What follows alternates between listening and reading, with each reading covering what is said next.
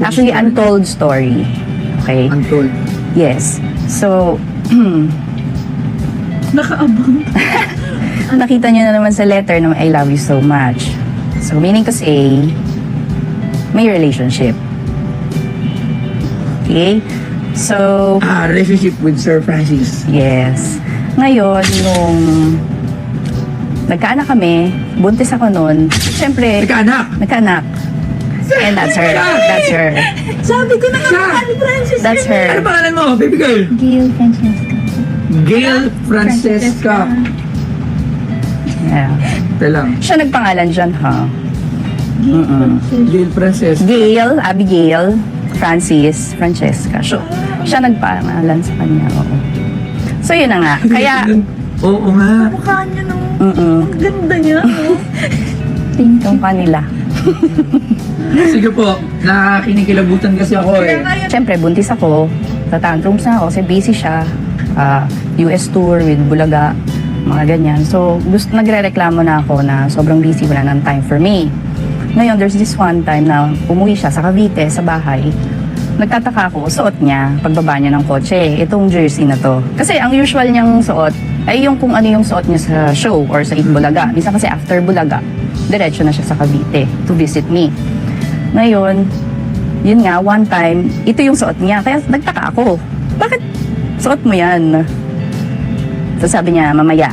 Okay, so pagdating namin sa room, sabi niya, okay, baby mama. Yun ang tawag niya sa akin eh, baby mama. Ito ko kasi, maalala mo, itong jersey na to habang suot ko. Para every time, mamiss mo ko, you just have to wear it or hug it or place it beside you bago ka matulog. Anong year yan? Mga July, kasi August 4, I think, nagpa-executive check-up siya eh. Yung pala yun, parang early premonition, mga ganun. So ngayon, magpapa-executive check-up ako kasi nahirapan na siya eh. Sa pain, nagtataas ako ng 3 pillows para ma-elevate yung legs niya dahil sobrang sakit. Lagi siyang inaantok. So sabi ko, pa-check up ka na. So nagpa-check up siya. That was like August 3 or 4, I'm not sure. Hindi, sabi niya, overnight lang yun ha, ganyan.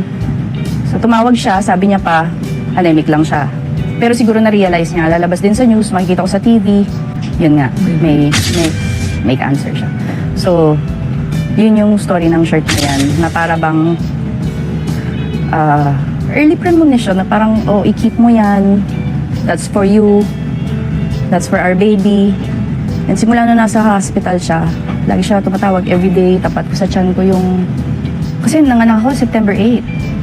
So 8 months yung tiyan ko. Gumuho talaga yung mundo ko nung time na yun. Kasi okay kami, ang dami naming plano. Tapos bigla siya nagkasakit. And pinakamahirap na part is yung situation ko. Yung hindi ka pwedeng lumabas. Ayoko namang dagdagan pa dahil may sakit na. Diba? Ngayon, ayun, that's the story of that shirt. Na we exist, me and my daughter, our daughter, Cheska. He personally gave it to me